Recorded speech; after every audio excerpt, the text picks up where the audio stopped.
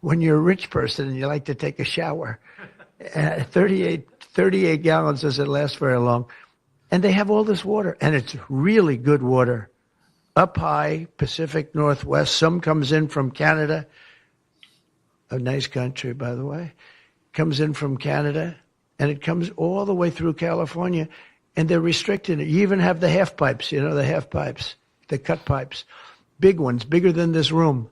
And they're going all the way down, and they're bone dry, and they could be loaded up with water. But isn't it incredible that they don't do it?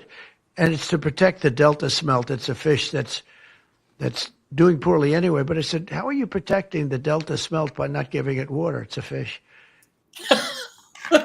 How are you protecting the Delta smelt by not giving it water? It's a fish. Welcome, everyone, to Toxically Masculine Tuesday on Real News Live. Oh, my God. We actually have some common fucking sense back in the White House. How are you protecting the fish by not giving it water? It's a fish. I saw that today, and I died. You don't want to spoil them, Mike. You don't want to spoil the fish. Yeah, you don't want to. Fish can get really, really snooty when you spoil them with, water. All right, guys, welcome to Real News Live. It is a Toxically Masculine Tuesday. I'm your host, Mike Barrett, in Las Vegas, Nevada. Drinking tonight, Crown Royal Black in celebration of the inauguration, the 47th President of the United States, Donald John fucking Trump, bringing some brains and common sense to the White House after 4 years of insanity. Welcome to the show. I'm joined, as I always am, by the man on my immediate right, the guy you cannot spend 4 hours in a car without, first of all, burning the hell out of the tires, driving the wheels off the car, and getting smarter. Dr. Brooks Agnew, somewhere in the Carolinas. You're going to have a visit from President Trump on Friday. Brooks, how are you tonight, and what are you drinking? I'm doing great, and I am drinking my hydrogen water, so you can see the bubbles. Yeah, I had some of that last week. Well, welcome to the show. Welcome to the show, as Kiss once put it in Psycho Circus. The man directly below me, the intrepid reporter, TV's Blake Wally in Tennessee, somewhere east of California. Blake, blah, blah. Too many B names on here. Yeah. Blake, how are you doing, and when does the strip club open tonight? I'm doing great, Mike. Actually, the strip club's not open until 11 tonight, going a little hour later, but that's all good. So everybody can come on down, and we'll see you here. We'll wave the cover for you guys. Just mention Blake. Yeah, just say the password tonight for free admission, no cover charge is TMT for Toxically Masculine Tuesday. Joined, of course, by the most toxically masculine member of the team, the incredible, the inimitable, the blurry tonight. For some reason, you're blurry. Steve Doran, the trail boss. Steve, how are you? Somewhere in the outback of Arkansas. How are you? What are you drinking? I'm doing good, and I am drinking Mountain Valley spring water out of my copper water bottle. Nice.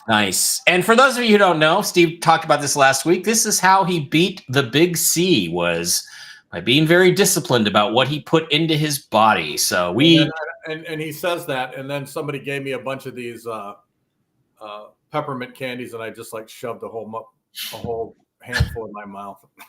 Yeah. Well, you don't have to be perfect, Steve. You just have to be really, really good. And you are a really, really good guy.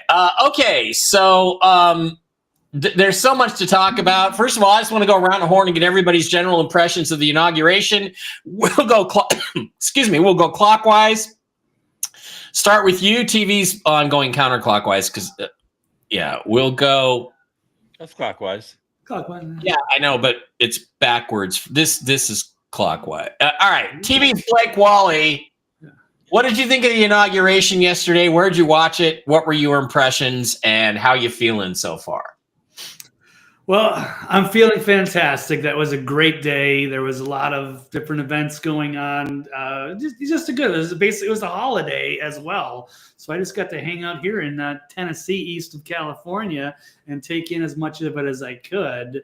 Different balls, different ceremonies, different events, but it was all great, and especially with the signings and everything. They got business done. They had fun. There was dancing, a lot of good stuff. Epic day. I'm so happy to be American again, and we're back. So I'm all for it. Yeah, and I mean, Trump talking about the golden age of America is here in his inaugural speech. He also completely slammed Joe Biden and Barack Obama and George Bush. They couldn't do a fucking thing about it. They're sitting right behind him. They all want him dead. They can't do a damn thing about it. And he just slammed them. Steve, what did you think of the inaugural speech? What did you think of yesterday in general? Did you watch any of the I didn't watch any of the after stuff, but we're taking America back. But one of the things that, I constantly keep in mind, and I tell people that I talk to all the time, as much as I am ecstatic about what's going on and how we are moving forward, not only with the presidency, but as Americans, we cannot let our guard down, and we have to continue to be vigilant with everything that's going on. Because let's face reality, the deep state is not going to go away quietly. So we have to continue to pursue things like we were prior to the election. And, again, it's just one step in the right direction, but we have many steps that we have to take. Yeah. It's like Steve Bannon said in 2017, look, they're not just going to give you your country back. You're going to have to take it.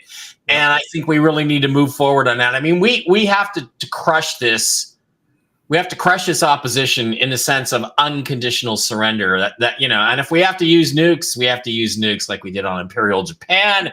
Dr. Brooks Agnew, what did you think of the festivities yesterday? How did you feel about it? And do you think it is 100% that they moved everything inside, not because of the weather, but because of the assassination probability? 88% for sure, because it was cold, really cold in DC, and the wind was blowing. So if you put 1 million people out there in that cold with no porta potties, no way to get warm, you're going to have frostbite, all kinds of problems. People will have health problems out there. Trump did the right thing, but there were people all over DC. I had a friend on the ground. He went to the congressional arena. He stayed 10 hours and gave me almost real time what was going on the floor, and I was watching it on Right Side Broadcasting. I thought the actual inauguration was a little unrehearsed. Of course, they'd all moved everything and didn't get a chance. Melania showed up late with the Bible, so he took his oath without a Bible. The music didn't work for the singing of the America the Beautiful, so she sang it a cappella and did a wonderful job. Oh, yeah, it was great. The thing that amazed me is that the inauguration speech sounded a little bit like a mini rally where he was going over the same points. Yeah, he had a teleprompter, but he always throws those little things in. And everything was a left jab and a right hook and a left jab and a right hook. And the place was electric, absolutely electric. So I think it was a great power move. Now, if we were all sitting back going, wouldn't it be great if this is the perfect time to do a Mohammed bin Salman and make a mass arrest right now? Yeah, that would have been the only thing that would have made it better is if it would have brought in all the troops at the end and carted them all away. To your point, it is interesting. A lot of people made a big deal out of the fact that Trump did not have his hand on the Bible. And I said, well, I was just on a show in Australia with an Australian guy, and I said, well, it could be that he had already taken an oath to the Republic, and this is an oath to the corporation, and he didn't want to do that. But it is clear that Roberts started the oath. Please raise your right hand and repeat after me. Make you get over there. I, Donald John Trump, do solemnly swear. I, Donald John Trump, do solemnly swear. And look at the family. It's like, I guess we get better. Get over there in the I will picture. faithfully execute the office of President of the United States. the Right, office I'm trying to of hit on President Tiffany there. Where does his hand And go? will, to the best of my ability, and will, to the best of my ability, preserve, protect, and defend preserve, protect, and defend the Constitution of the United States. the Constitution of the United States. So help me God. So help me God. Congratulations, Mr. President.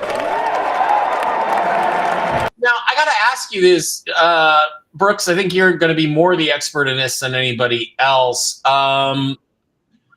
It seemed to me that Vance, who got the vice president, gets inaugurated first, but the Constitution says at 12 noon you have to be inaugurated. That means by 12:01 you have to be done, theoretically, for it to be a legal oath of office. Do you think that they just took too much time or something with Vance, or and was Roberts rushing to make sure they got done by 12:01? What do you think was going on there? Because why didn't Trump put his hat on the Bible after Melania got there? Maybe he was totally focused on what he was doing, but I think that normally when you have something like that, you have a rehearsal and you have maybe a dress rehearsal or a dry rehearsal. So okay, this happens. This happens. They didn't have that. It was obvious that didn't happen, and everybody kind of stood up and got where they needed to be a little bit late. But Roberts just rushed it, and Trump didn't get a chance to put his hand on the Bible because Melania didn't show up with the Bibles in time. But it was just like there was supposed to be like 15 seconds of small talk between Roberts and Trump, and that didn't happen. He went right into it, and that caught everybody off guard. I'm just wondering what the motivation is. Steve, any thoughts on that? You're a constitutionalist. You have to be because you were a sheriff. So what do you know about this, and what do you think about what was going on there? Well, I mean, I just think it was poor planning, and that they should have really done a better job at getting things together. I mean, the fact that, a Bible had to be brought in by somebody, it should have been there prior to anything even taking place. So I just think, my personal opinion, just poor planning. Okay, just poor planning. Blake, any thoughts on your part as to what was going on there? Or because we've had a thing before where Barack Obama took the oath, but he recited the wrong oath. This is in 2008, I think, or 2012. He recited the wrong oath, and it turns out that when he took the oath, it was under what's called a void of course moon, which is a very bad sign in astrology. Any enterprise that's begun under a void of course moon will fail. It will not come to fruition. And he thinks that Sean David Morton, my friend, the late Sean David Morton, said that's why he said a week before they're going to screw up the oath. They're going to have to take it again 6 or 8 hours later when the void of course moon is passed. And that's exactly what they did. Do you think there's anything weird like that going on? Or was it just Roberts was like, I got to get this done by 12:01? What do you think? I hope so. That would be a way cooler story. But I guess I'm going to have to go with the disorganized narrative, simply because, like as Brooks said, maybe they didn't have a rehearsal, because not only that, but the DJ debacle, but then it led to a good moment with Carrie Underwood, as you mentioned too, because she got to do a cappella. But that was another snafu in that day. So I will just say it was all disorganized, impromptu, and they did the best they could, but they definitely botched a few parts. Yeah, it was really well. And the thing is, let's face it, he was already confirmed. Typically, when you swear people in, like, even deputy sheriffs, like when you're swearing in, your staff, they're sworn in before you swear them in. It's just the public face so that everybody sees them being sworn in, but they're sworn in and in office before you ever see their face. Yeah, it's in public. So I think it's probably the same thing. It's really interesting because sworn. Everybody started. It was just what we were seeing was the public. Yeah, it is really interesting because everyone in government was reacting. I don't know. Can you guys see me, Brooke? Yes. It's Steve. I think his the video is a little wonky, so I'm gonna assume there's got to be you might want to reset. Okay, hey, I'm gonna go off and I'm gonna come back on my phone. I'll be back. Okay, sounds fine. I'm gonna use my phone signal. Okay. All right. Sounds good. So where were we with that? Yeah, it was interesting because everybody in the government was acting as if Trump was already president before he took the oath. Yeah. As soon as Milley was out the door at the Pentagon, they took his portrait off the wall before Trump had ever been sworn in. They didn't even know for sure he was going to fire Milley at that point, but of course he did. And I'm really curious about that, like how everybody was reacting to this as if as if he was already president before he was president. That's kind of unusual, is it not, Brooks? Well, it is very unusual. And, there was a big secret there in that little group that was right there, that Biden, just a few minutes before that, had pardoned his entire family with this blanket pardon, which we go into that a little bit later. But as far as the actual meaning of a pardon and the validity of it, believe me, I've talked to the top people that I can talk to, and they say it's absolutely solid. It's irreversible. No one can do anything about it. I have my doubts about that. But Biden was standing there with a secret that he had pardoned his whole family right before that inauguration, like minutes before it. Yeah, I think Trump didn't even know. No. Pardon the entire family when he took the oath of office. He didn't find out till later. At least he intimated that. He intimated that a little bit earlier. Okay, a couple things more that I want to get to. As long as we're waiting for Steve, let's go into. Okay, we're in the right tab. All right, let's go take a look at something that happened yesterday at one of the inaugural balls, which let me get Steve back on here. Oh my gosh, that's much better. Look at how great you look. Yeah, we have a really bad ice storm going on right now. It's probably affecting the. Yeah, it's snowing outside here too. All right, so you didn't miss anything. We just talked about how the whole government was kind of reacting as if Trump was president before he became president, and thank God they certainly seem to be relieved. But something else happened last night at one of the inaugural balls. I guess Elon Musk was there. Might have been the military ball, and gave a little bit of a speech. And then this happened, and the left is losing their shit over this. How ridiculous! This is so ridiculous you won't even.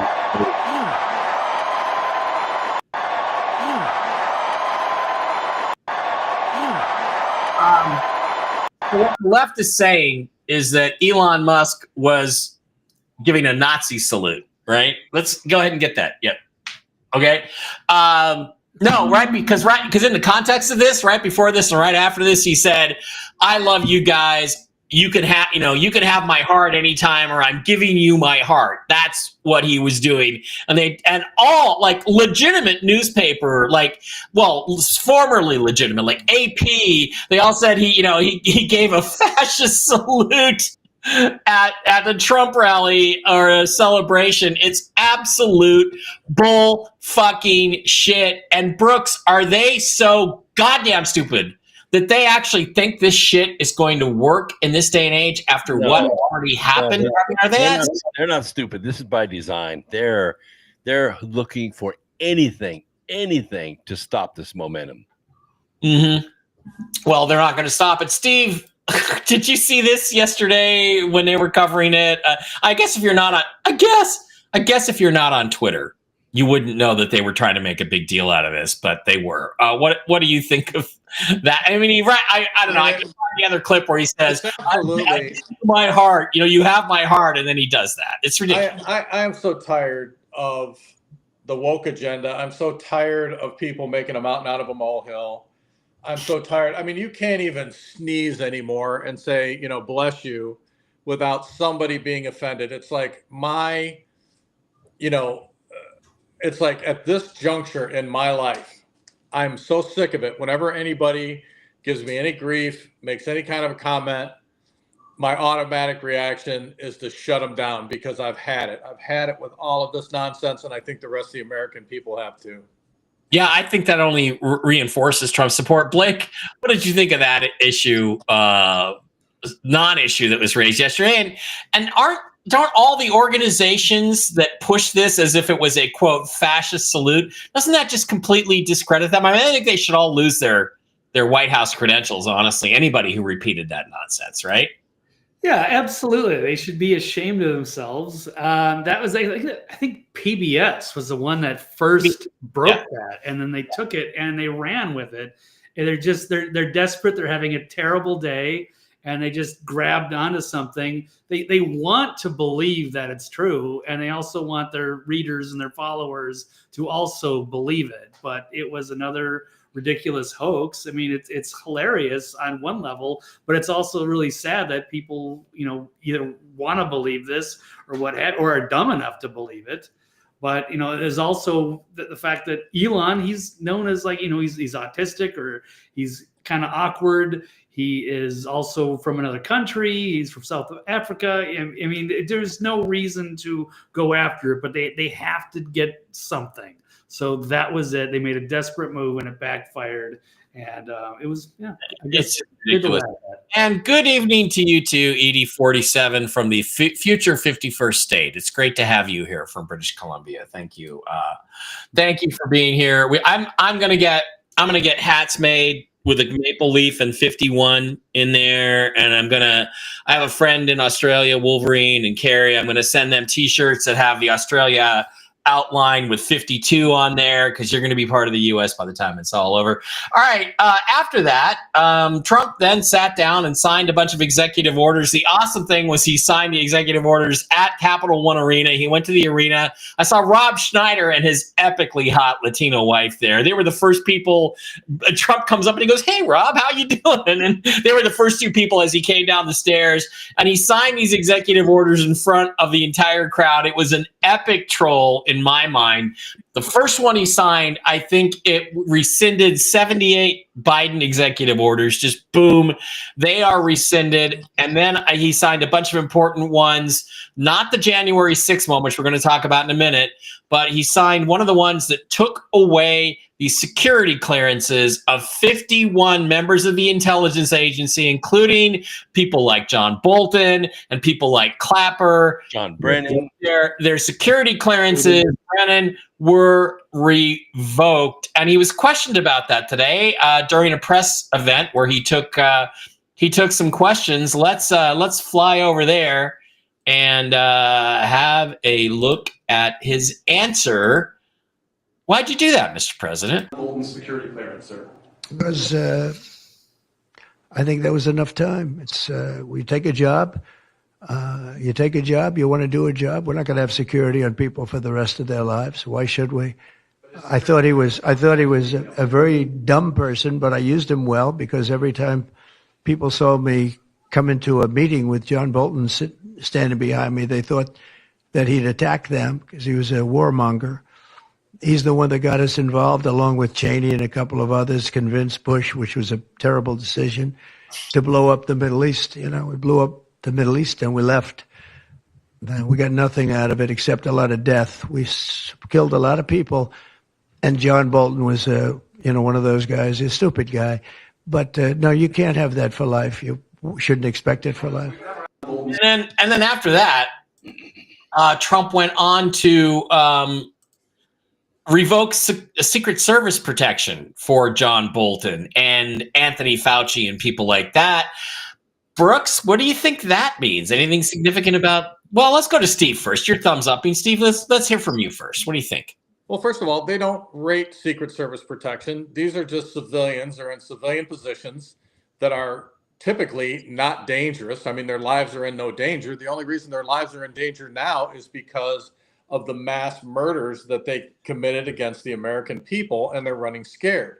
They have no right to any of it. And in fact, Mr. Fauci made billions of dollars off of the American people. He and his wife let him pay for his own security, and let him use people like, Wackenhut or whoever's out there today, so that, they don't have any special privileges to carry guns and that type of thing, and let him live in fear. I mean, I hope he does live in fear. I hope he lives in fear every minute of every day till the day he dies. And the same goes for the rest of these people who committed these atrocities against us. Mm-hmm. Yeah, I have to agree with that. Brooks, go ahead. Well, I feel the same way. This Secret Service was abused as kind of a private security for Biden's what I call the gang of criminals. They had death on their hands. They had laundered money on their hands, and people were aware of it, and people were mad about it. And so, Biden just gave them Secret Service protection. And the Secret Service hated it. The members of the Secret Service had to guard these evil pukes. They hated it, and it downgraded the entire service. You know what? I would be willing. I'm sorry to interrupt, Brooks, but I would be willing to send all those DEI hires over there. Yeah.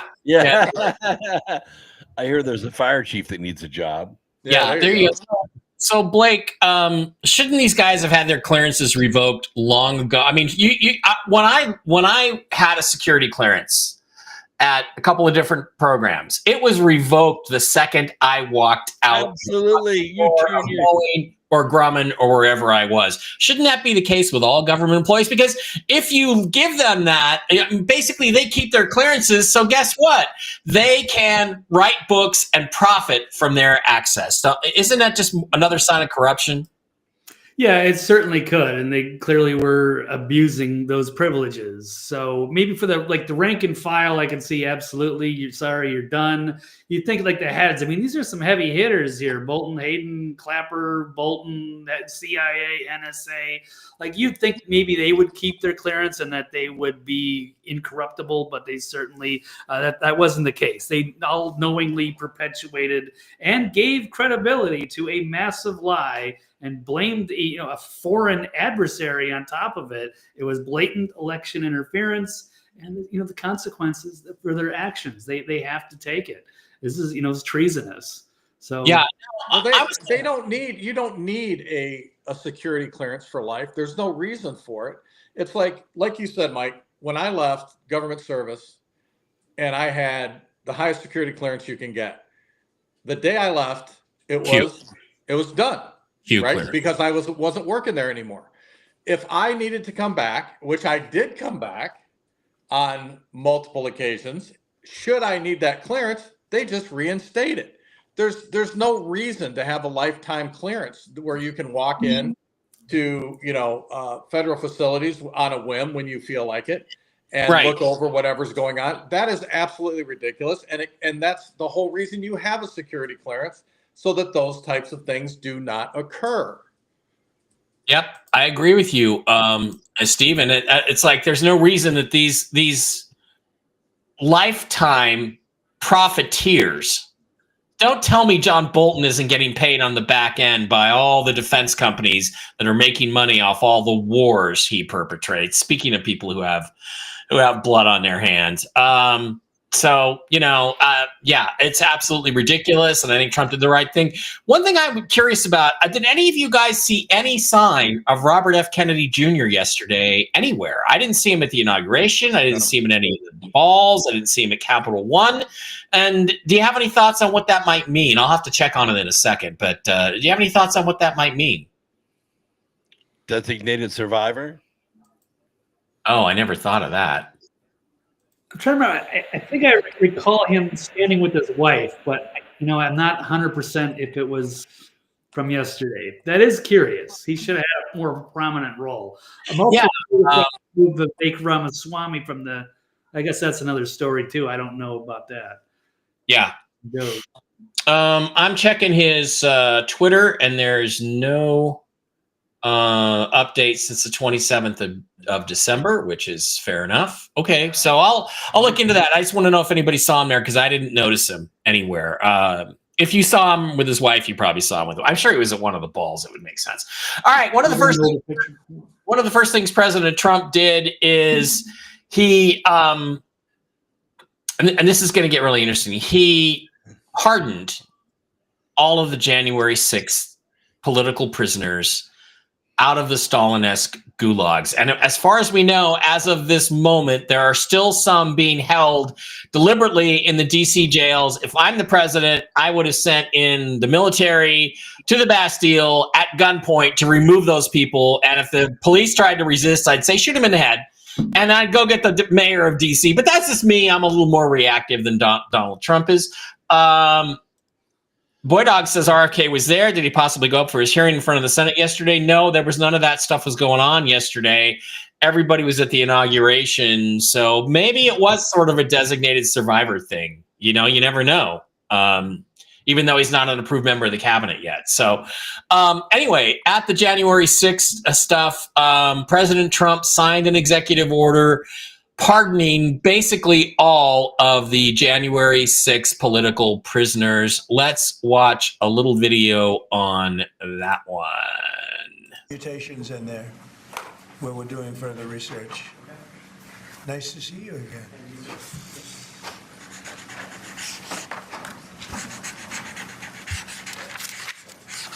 So this is a big one. Anything you want to explain about this? We hope they get them. We hope they come out tonight, frankly. They're expecting it. Approximately 1,500 people. Six commutations. Were there any cases you did not commute or pardon people? We're looking at different things, but the commutations would be the ones that we'll take a look, and maybe it'll stay that way. Mutations in there. Okay, so these are the 1,500 hostages. I got this. This is as an example of how just how egregious this was. This is off the side of a girl calls herself American AF.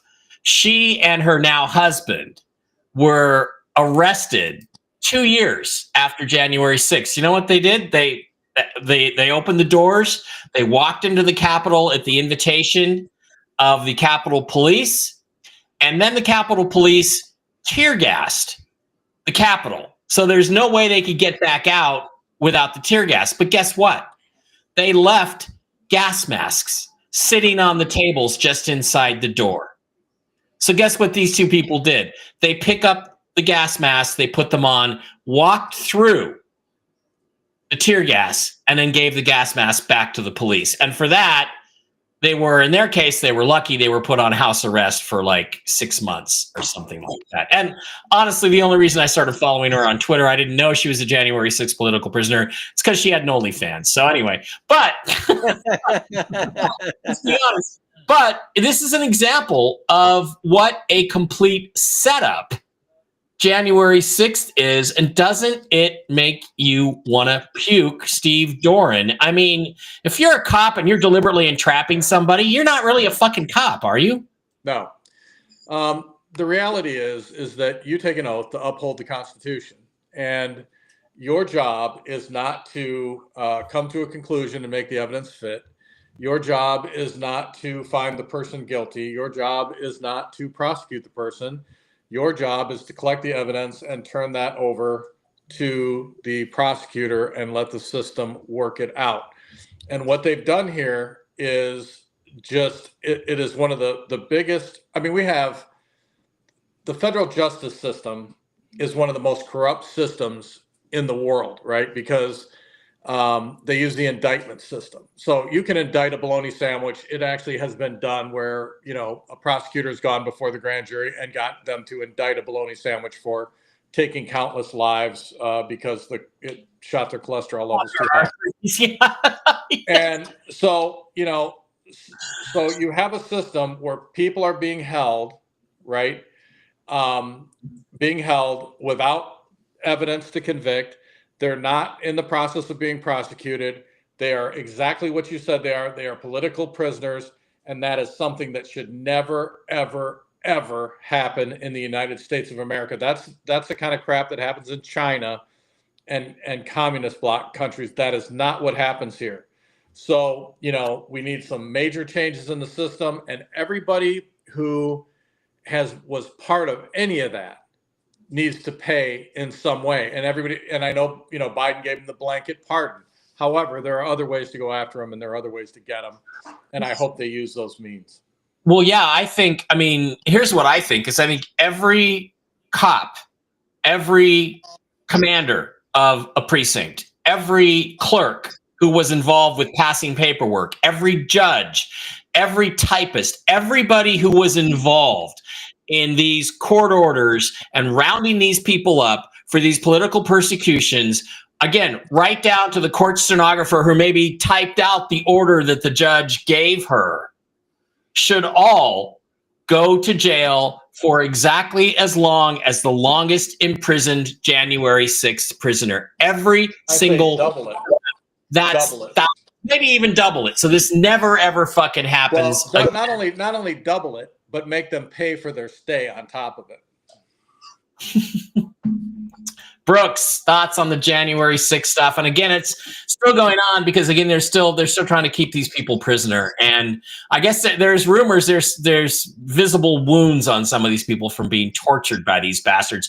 Those guys should be drawn and quartered on the Capitol steps, in my opinion. The cops. Yeah, there's several of them got beat up because they left their cells last night, and we're heading for the doors, and there were people outside waiting for them, and they forced them back in their cells and beat them up. So this actually happened last night. Listen,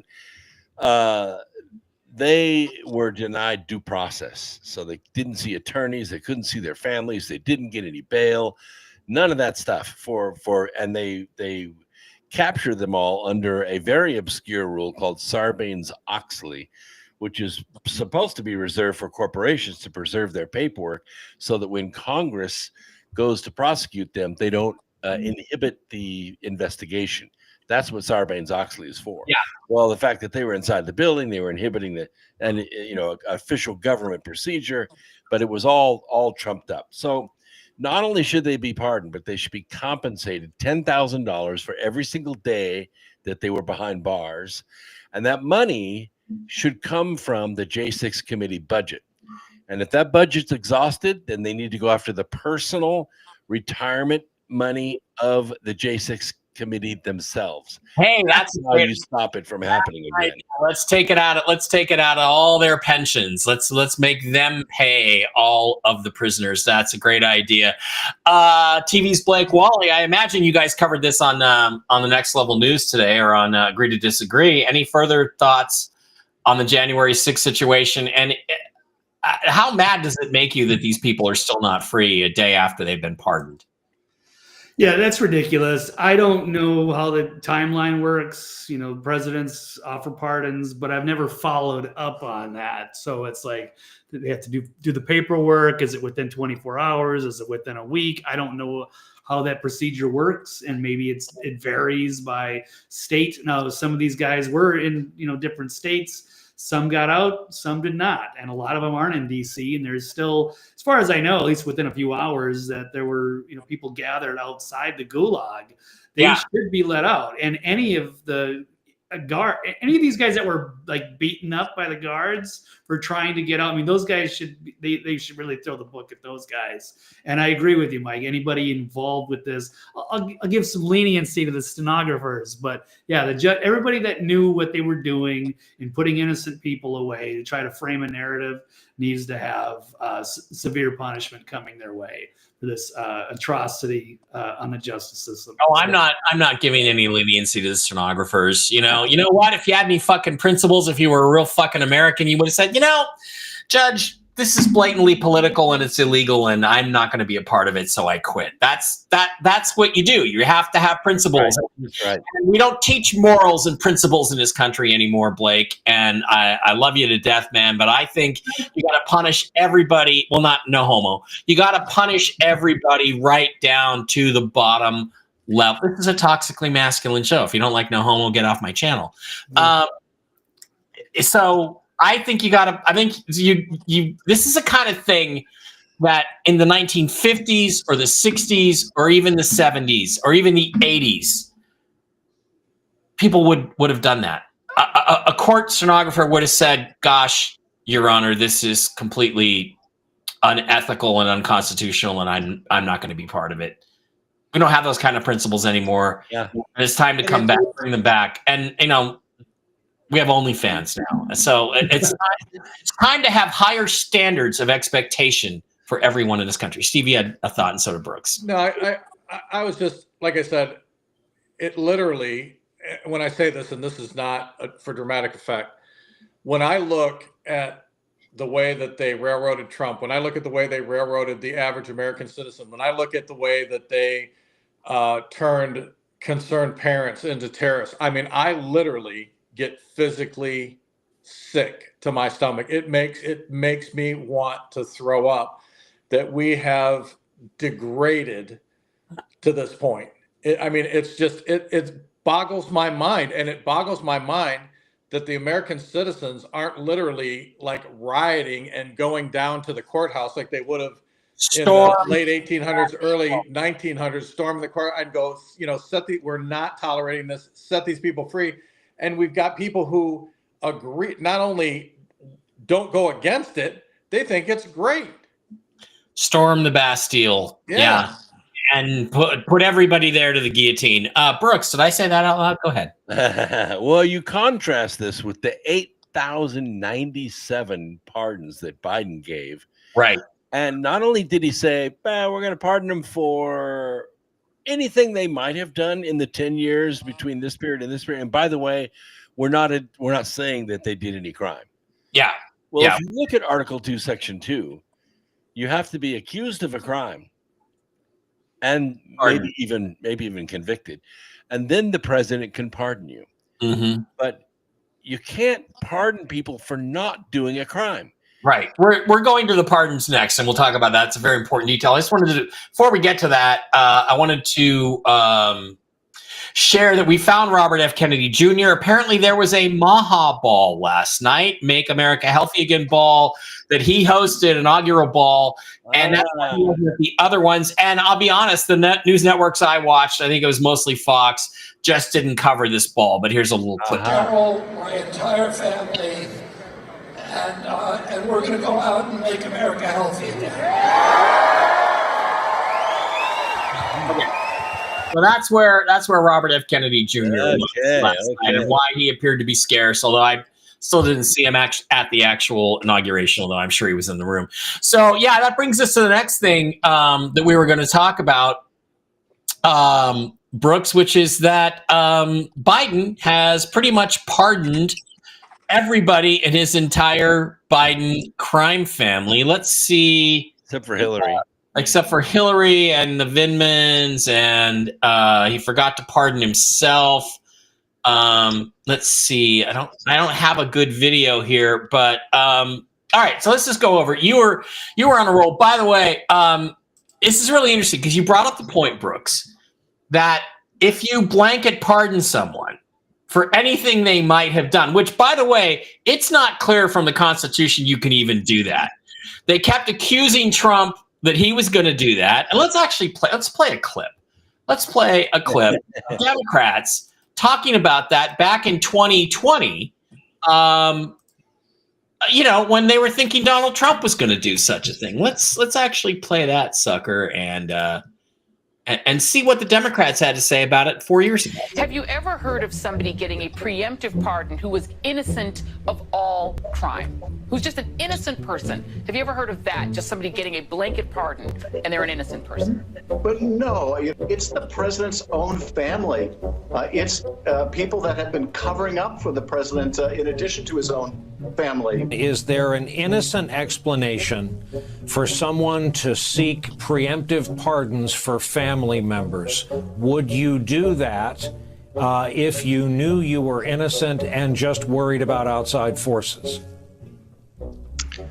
The answer to that is going to be no. If you haven't done anything wrong, you sit there and go, what do you need a preemptive pardon for? If he pardons people preemptively, he's essentially telling the public that these people have committed crimes. And we may not be aware of what they are, but the pardon is clear evidence that crimes have been committed. I imagine if he decides to issue these preemptive pardons, it will be cast in a way that he is protecting his family and protecting their reputations from, villainous exterior forces that are against him. First off, we should just take a deep breath and acknowledge the audacity of a president who's so clearly concerned about his own criminal culpability and that of his family members that pardons are a major obsession with him. The idea of a kind of prospective pardon, this sort of permanent federal get-out-of-jail-free card, that seems to be what we're talking about in the case of this, right, with Giuliani and his 3 eldest children who, as far as we know, have not been convicted of a crime. Maybe they've committed a lot. And they don't want to face action. I don't know. It's weird. I wouldn't ask for a pardon. I don't think I deserve one because I don't think I've done anything criminal. But where does that come from? That concept that you can just kind of wave your magic pardon wand. We have Tish James. We have Xavier Becerra. Mimi Rocha is literally my DA in my town. there will be opportunities to prosecute these people, regardless if they abuse the pardon power as they are thinking. Okay, so it's very clear to me anyway, that Democrats are in agreement that a blanket pardon. Oh, there's Steve. The Democrats are in agreement that a blanket pardon is, in fact, an admission of guilt. So if that's true, then Anthony Fauci is guilty of crimes. Hunter Biden is guilty of crimes. Mark Milley is guilty of treason. And Brooks, you've already had a little bit of a say on this. I'm going to go to Steve. Let's talk about the case of what's going on there, Steve? There we go. What about the case of Mark Milley? Isn't it interesting because he committed treason when he warned the Chinese, told the Chinese he would warn them if Trump tried to start a war with them, which is absolutely insane anyway that Trump was going to do that. But let's ask this question: is treason even pardonable? I'm not sure it is. And secondly, do you think that there aren't other ways in the military code of justice to go after somebody like Mark Milley, who's a military traitor, or the Vindmans who are crying that they didn't get pardons? What do you think, Steve? Well, I mean, first of all, any criminal activity is pardonable. I mean, the long and the short of it is the president can pardon anybody he wants. Should he pardon somebody for that? Absolutely not. But there are other ways to go after them. Especially if they're connected with the military under the UCMJ. Again, I think, don't quote me on this, but I think that they have gone after civilians using the UCMJ in the past for similar situations. Okay. Where they avoid criminal prosecution. And Nancy would like to know, where can I purchase a copper bottle or similar one like Mr. Steve Doran has? Steve? I will get a link to Mike. Okay. We'll get a link to me, and I will post the link probably in the chat. Blake, do you think that these blanket pardons are going to stand up constitutionally? I'm sure Brooks will give us a lecture in a second, but what do you think? I don't think they should. I think it should have some sort of limitations. I don't know how long this has been going on. I guess maybe I'm naive, but I thought, you had to be like charged with something or incarcerated already, and then you got your pardon. Never heard of these preemptive things. And yeah, it is an admission of guilt to some sort of criminal activity. And they don't want they're fearing retribution, but tough shit. I mean, they did the crime, so yeah, they have to face it. So, but hilarious hypocrisy of the video of them going back on what they were already preaching. Well, the reality is, and even if you are given a pardon, you are still compelled to testify. So if I come to you and I ask you about your involvement in something, because you've been pardoned, you have to cooperate. You cannot say, oh, on the grounds it's going to incriminate me, because you're not incriminated, pal. You have to cooperate 100%. You have to tell the truth. You have to provide 100% of the information, or guess what? You can be charged again. With a new crime that you weren't pardoned for. Exactly. So they've got all these guys by the balls. Blake. Well, I'm going to say, one quick note. I did see a breaking news on Chip Roy, who was calling for Liz Cheney, Dr. Fauci, and Mark Milley to immediately testify before Congress to determine why they were pardoned. Actually, this is probably old news, but from yesterday. Yeah, that's good. Well, that's at least good. Say something. Yeah. We need more clarity on all of this. Exactly. But that's true. You can basically trap them into either spilling the beans on their criminal activity or creating a new crime and getting punished for it. So Brooks, who I noticed was not pardoned? Deborah Brooks was not pardoned. That's right. The Vindmans were not pardoned. Aren't the fall guys maybe being set up here? And by the way, Fauci, believe me, this is not the first time Fauci has committed genocide. He did it with the HIV virus back in the 80s. So he can still be charged with everything there because his pardon only goes back to 2014. But doesn't this clearly imply their guilt? And what do you think is going to happen to the other people on the periphery of this stuff? Because Deborah Birx absolutely forsook her duty to the American people with all the lies that she told. Yes. And the main thing to think about here is, things in the Constitution get tested all the time because lawsuits get filed and it goes to the Supreme Court, and the Supreme Court can clarify items in the Constitution. This one about the president can pardon whomever he wants. He can do that.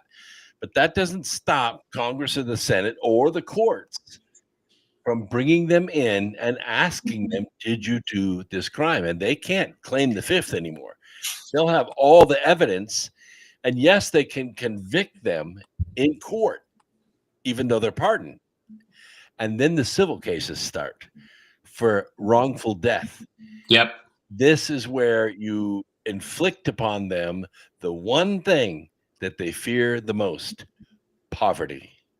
Yeah, that would be great. Basically, just break them financially. That would be hilarious to watch happen, although I'm not sure it would be justice for what they did. By the way, there is one little known executive order that President Trump signed last night, which is, I think, the most important one ever. And that is this one, where he made it okay to call people gay and retarded again. So everything that we say on this show is now okay. We can now call people gay and retarded again. That brings up another question. There was another EO about, there were all kinds of ones about the sovereignty of the states, which is reversing the Corporate Act of 1871. There is sovereignty of the individual, which will wipe out the New Deal if you take these things to their extreme. And there was another one about freedom of speech on the internet. Now, I don't know how much teeth that's going to have, but, you know, Jen and I got taken down yesterday. We were covering the inauguration for streaming a channel on YouTube by YouTube. We were literally streaming their channel, and they used that as an excuse to take us down and shut us up on YouTube. Do you think there's any hope, Brooks, that this stuff is going to end with these new executive orders? I haven't read that one in detail yet, so I don't know. Yeah, when it comes to Google, they think they're bigger than law. Serious action is going to have to be taken against Google. YouTube, I think, has to be forced to, or Google has to divest itself of YouTube, and YouTube needs to be able to stand on its own feet. YouTube's still the 800-pound gorilla. Yeah. Rumble is tiny compared to YouTube, and I don't know why, because Rumble doesn't censor anything except for blatant child porn or something like that. They'll censor that. But as far as what you want to say politically or anything like that in Rumble, they stand behind it. And they've had their lives threatened. I've communicated with the guys. They've definitely had a challenge. One of the guys got arrested in a foreign country, and he barely got away. So they're aware of That's correct. That's absolutely correct. Okay, some other stuff happened today. Now, I live off in the foo-foo land. I do, I have my show with my psychic, who I love to death, Jennifer Fallaw, and we talk about currency resets and great global cataclysms, financial cataclysms, and honestly, it's all coming true. I mean, all this Jassara stuff is coming true, and they're all in these proposals Trump has made. But today he held a press conference on AI, and they're not going to use the term medbed. They're not, because everybody's talking about that, and it's a conspiracy theory that there's this alien technology out there that will cure all of your diseases and make you 30 years younger, and you'll get full erections again, and life will be great, right? I believe this technology exists and all this stuff, but I gotta play a clip for you guys from today's press conference, which is where Trump took the questions we've been using. He talked about something, and he called it Project Stargate, which I find a little bit weird. To be honest with you, well, hang on a second. Let me get it up there on the screen. I find that title a little bit weird, because the implication has always been that these medical technologies are alien in nature. But let's just listen to what the guy, it's being hidden under the mask of, we're going to use AI to cure diseases. Let's listen to what they said today. Tech CEOs talk about Stargate investment. One of the most exciting things we're working on, using the tools that Sam and Mossad are providing, is a cancer vaccine. Audio is pretty wonky. I'm doing my best. Okay. All of our cancers, cancer tumors, little I was thinking of that link, by the way, Mike. float around in your blood. So you can do early cancer detection. If you can do using AI, you can do early cancer detection with a blood test. And using AI to look at the blood test, you can find the cancers that are actually seriously threatening the person. So we can, again, cancer diagnosis using AI has the promise of just being a simple blood test. Then beyond that, once we gene sequence that cancer tumor, you can then vaccinate the person, design a vaccine for every individual person to vaccinate them against that cancer.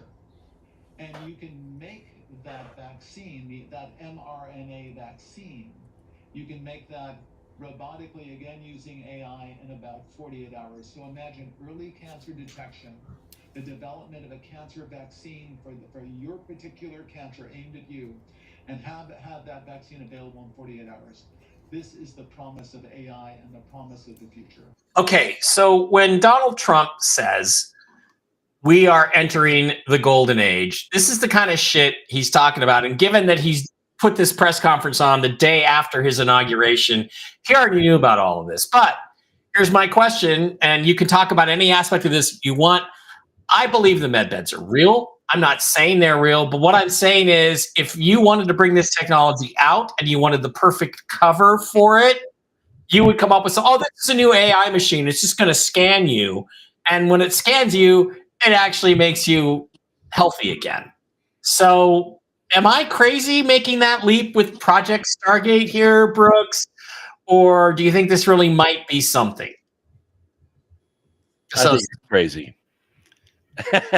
I think there is scanning technology, and I think there are frequencies that could do things like, shatter bacteria and viruses.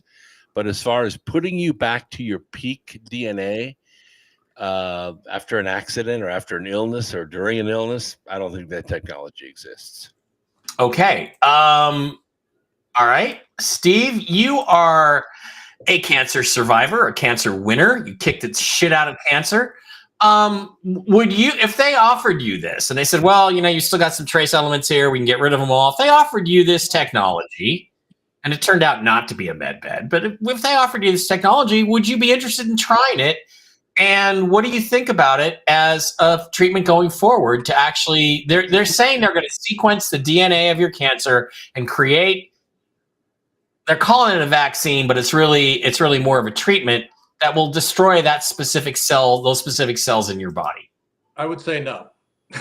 And the reason I say no is because, like anything else, they invent something like this and then they use it on people. And then, 3 years down the road, you get some hideous ass cancer or some ridiculous side effect to it. And the reality is, if you stay away from eating chemicals, if you eat good food, if you, maintain a healthy lifestyle, and I don't even mean, overly healthy, but if you just watch what you do, you can pretty much do the same thing. So why do I want to get electronics involved? Okay. That makes a certain amount of sense. Blake, what do you think about this new announcement? And obviously it's a centerpiece of what Trump wants to do going forward, or he wouldn't have had it on this. This is his first press event of his presidency, of his new presidency. Do you think this has any promise? And what if you were diagnosed with, dick cancer or something? Would you go have? I'm just kidding. We know not going to wish that on Blake. Would you consider a treatment like this? Would you be willing to be a guinea pig? I don't know if I want to be the guinea pig or the pioneer in some of this stuff. I'll let some of the older people go first that have nothing left to lose. Perhaps we'll test it with them. I sincerely hope that technology does exist and all this stuff comes true, whether it's Jasara or med beds or what have you. I'd be a little skeptical of it coming out, of course, during this last administration, but things are opening up. And Trump built this Stargate thing up. I still have to look more into it. But AI, if it could be used responsibly, could solve a ton of problems. And there are certainly suppressed technologies. Some speculate the military might be 30 years ahead of the general public with what they actually have. Right. They even have alien technology that they've reverse engineered. We don't know what they actually have. But yeah, I mean, I'm sure I don't trust alien technology if that's what they told me the source was. But you guys got a lot of faith in the military. Yeah, I was going to say that. Aspects of the military, you know, again, you're a veteran. Brooks, you're a veteran, aren't you? Yeah. And you know, okay, I all hear they're you. really concerned like with now way is how too fast much- can we get way the too much warfighter back into the field. Okay. Well, the last issue I want to cover tonight, and there were so many we could have talked about. The last one I want to cover tonight is, well, let's just go to Tom Homan, the new czar of deportations, and listen to what he had to say just about an hour or two ago on, what is it, Fox News or something. Let's go there. And based on your initial schedule, that today roundups of criminal illegal aliens in the process of deporting them would begin. That seems to have been put on hold for a little while. When can we expect that to happen? Where will it begin? No, it started. It has started. ICE teams are out there as of today. We gave them the direction to prioritize public safety threats that we're looking for. So we've been working up the target list. There was some discussion about Chicago because the specific operational plan was released. So we had to look at and reevaluate, does this raise officer safety concerns? And it does. But we've addressed that, and teams are out there effective today. Based on your initial schedule, that today roundups of criminal... Okay, I think that that might have been from yesterday. I think that the Chicago thing was a deliberate leak to get everybody focused on that, because I understand. I think somebody told me that an operation had begun in El Paso, Texas today, that there were hundreds of ICE officers on the ground carrying out an operation there. Blake, does this make you excited? Are you ready to get rid of these people, get them out of the country, all these illegals, and you think this is really going to go down?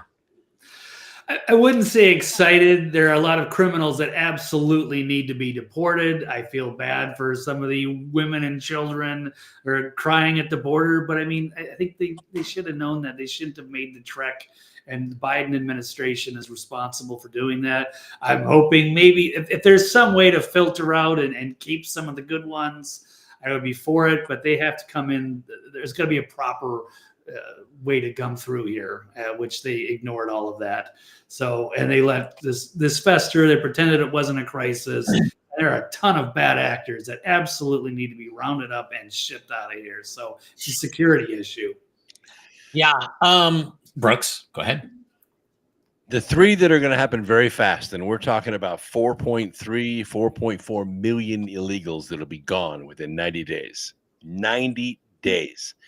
First are the ones that are incarcerated. There's about 67,000 of them in our prison system. Then there are the ones that have been in our prison system and have been released, and they should be deported as well. So that altogether is about 280,000. Those are the ones that are in or have been in our criminal system. The next group are the ones that have outlasted their asylum. They've had their asylum hearings. They've been determined to not qualify, and they need to leave. They overstayed. They know where they are. They know who they are. They need to pick them all up and get them out. That gets you to about 2.1. So where's the other 1.9 million that are staying in the hotels? They're not working. They're getting money to live. They're getting money, free rent. They're doing nothing. And they're from over 140 different countries. Gather them all up, put them back on the buses and planes, and get them out. That's 4 million, and it could be done in 90 days. Wow, that's great. Steve, what are your thoughts about the deportation process? And Jacqueline just said there was a raid, a nice sting in San Diego this morning. So apparently it is happening. It's in motion. Well, first of all, I don't feel sorry for any of them. They're all criminals. Every one of them. If you come into the United States illegally, you are a criminal. Doesn't matter what sex you are. Doesn't matter, how old you are. You come in illegally, you are a criminal. You did not come in and you did not, go through the proper procedure to get here, which means you need to go back. Secondly, it's like instantaneously, in my opinion, the next thing that Trump needs to do is cut off all the monies that are going to these people. So revoke the debit cards, make them invalid. Don't put any more money on them. Tell the hotels where they're staying. Tell all these facilities that are being used, you're not getting a penny. So if you want to keep these people, it's on your dime because we're not paying you to do it. So all of that needs to stop instantaneously, not in a week, not in a month, immediately. As soon as they lose their money, as soon as they don't have a place to stay, they're going to start wanting to go back. They're going to try to find ways to get back across the border because they will have no way to take care of themselves or feed themselves. And there'll be, in my opinion, along with the deportations, mass exoduses, because if you can't eat, you can't survive. If you can't, especially the ones in the colder climates, they got to get out of here. So, I don't feel sorry for any of them. I know that, I do. Well, let me put it this way. I do feel very sorry for the children, meaning that they have to go through this because their parents are idiots and came here illegally. So I do feel sorry for the children. But also, it's gonna plug the hole with the drugs coming in this country. It's gonna assist in stopping the sex trafficking that's going on. Hopefully, it will get us additional leads to go after these sex traffickers. And that's another thing I'd like to see, the death penalty for those pieces of shit. But so a lot of the things that are going on right now, the deportations are positive from the perspective we're going to gain intel to go after some of these bad actors that should have been taken out years ago. Right.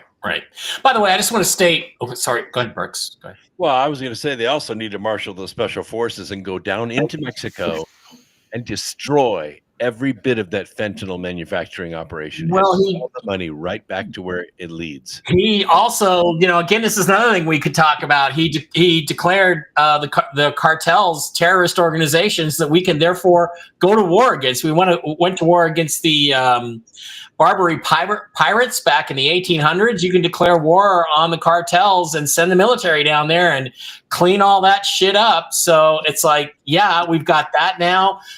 Trump also ended birthright citizenship. Yeah, finally. That's another thing that, again, let's just listen to what he said about that real quick.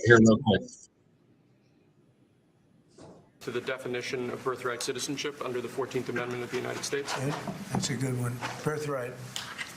That's a big one. What about that one in the courts? That one is likely to be challenged. Could be. We think we have good grounds. By the way, this isn't the first time this has happened where they've gotten rid of the birthright citizenship. It's ridiculous. We're the only country in the world that does this with birthright, as you know. And it's just absolutely ridiculous. But, we'll see. We have very good grounds. People have wanted to do this for decades. Oh, yeah. This is a proclamation declaring a national emergency. Okay. So this next order relates to the definition of the interesting thing about this is that now there's been an act introduced in Congress to actually codify this into federal law, to pass a law to get rid of birthright citizenship. And as President Trump pointed out, we're the only country that does it. Let's stop doing it. You do not get citizenship if you have kids here, and it kicks in 30 days. It's funny. They tried to basically, there's a bunch of libtards trying to say, oh, well, God, Trump is so stupid. Now J.D. Vance's wife is going to have to be kicked out of the country. And they're like, no, it starts in 30 days. So what fucking idiots. Anyway, do you think this is a positive step in the right direction? And I hope we have the support to get the bill actually passed and signed. That would be great, wouldn't it, Brooks? Oh my gosh, absolutely. This is a misinterpretation of the 14th Amendment. It says, when you're born here, you're a citizen. That is not true. It's not what it says. It says when you're born subject to our laws. And if you're born to an illegal alien, you are a citizen of the country you came from because you're subject to their laws. Right. So what this did is it birthed an entire industry where literally hundreds of thousands of pregnant Chinese women get on planes, fly to the United States, stay at a resort for a couple months, have a baby, and have a U.S. citizen. That ended. It's over. Yep. And guys, if this stuff is pushed through as, if it's pushed through as a federal law, it's way harder to overturn, because if we have another stolen election in 2028, then the next president, can come in, Gavin Newsom or whoever can come in and rescind this executive order. So what this will do is it should not only discourage people from coming here, but it could also, if we can get a federal law passed, it can basically make it almost impossible to rescind the law. Therefore, the flow of illegals stops. Therefore, the flow of Democrat voters stops. Therefore, they'll never win another fucking national election ever. And Blake, wouldn't that be a good thing? Yeah, because it started out as a humanitarian thing, and we're the richest country in the world, and if people are born here, sure, let's make them a U.S. citizen. But then it caught on, the word got out, and then they abused the shit out of it, and now we have to end it. And they did it to themselves, and they've been trying to use that against it as their new voting bloc any number of ways. And so, yeah, it's good. I mean, if you're traveling with your parents in Europe and you happen to be born in Germany, that does not make you German. Yeah. Yeah. Especially if your parents were both citizens of, I don't know, Ireland as an example, right? You're not a Kraut then, right?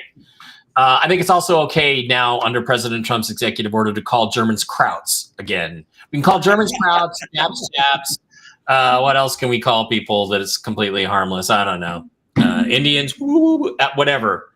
And we can call you gay and retarded. I have the executive order to prove that. All right, guys. I'm done. I'm going to go have some pizza. I thank you guys for being here. Any last issues anybody wants to bring up? Steve, you got anything you want to say before we part? I think it's a pretty good start to the first 36 hours of the Trump presidency. What do you think? Well, the thing I love about President Trump, honestly, is that, he doesn't wait around to get to work. I mean, that guy, as soon as he was sworn in, he's on it, and he's getting to work and doing and keeping his campaign promises. Let's face it. He's the only president in the history of the entire United States who did what he said he was going to do. The only one since the beginning of our country. So, it is refreshing to have him back in office, to have somebody who works, who likes to work, and who is going to get the job done. So, I just hope it continues. And I hope that, any roadblocks that would normally pop up just get, pushed over and out of the way immediately. Yeah. Sorry, my cat, Miss Fluffy Muffy, is telling me it's time to end the show. But any final thoughts? One thing I wanted to bring up, and it hasn't been mentioned for a long time. You never even heard the legacy media talk about this. And that's the SES, the Senior Executive Service. There are about 7,000 of these people. And these are basically no-show jobs for party leaders, former speakers, former RNC, DNC heads. These are people that know what's best for the party. These jobs pay between $80,000 and $240,000 a year, and most of it's north of $150,000. And it's a no-show job. I want one of those. You get that money for life. Yeah. Senior Executive Service. It was codified by Carter. Yeah, we didn't even get into the balloon UFO video this week, guys. That was so ridiculous. It's crazy. And look, I'm just going to tell you, Mr. President, if anybody from your team is watching, you got the wrong people on your UFO committee. You need me and him at the very least to be on your committee. Blake, any final thoughts or anything you wanted to cover that we didn't get around to covering tonight?